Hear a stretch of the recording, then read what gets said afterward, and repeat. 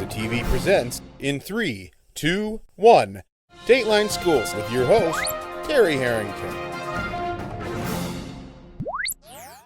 This week on Dateline Schools, we're visiting Port Huron Northern High Schools. We're talking to band director Erik Senkmajor about some of the very big activities that the Northern Band has had a chance to participate in this year. And Erik, one of those activities, and we don't kind of equate the two, but you had a number of band members down at the auto show this year. That was a lot of fun. It was really terrific opportunity that more or less dropped into our laps. Somebody knew somebody who saw us perform and said, we're looking for a drum line, and they forwarded information onto me, and I jumped on it, and we had a chance to perform in a very unique venue. It was terrific. It was really very exciting. How many kids made the trip down to Detroit? About 30. Mm-hmm. So we took most of the drum line down, and we warmed up out in the lobby, and then we actually marched the floor of the auto show, and you don't really realize how big that place is inside, and that was a pretty sizable indoor parade. It was really interesting.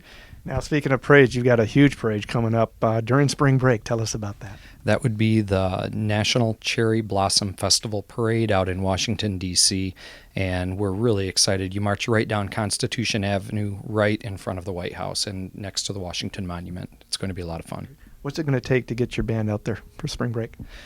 Well, the families have been working on fundraising for about 6 or 8 months, and the boosters have been working on opportunities and ways to help them out. And then when spring break rolls around, about halfway through, we'll jump on, do some motor coaches, and head on out to D.C. Great.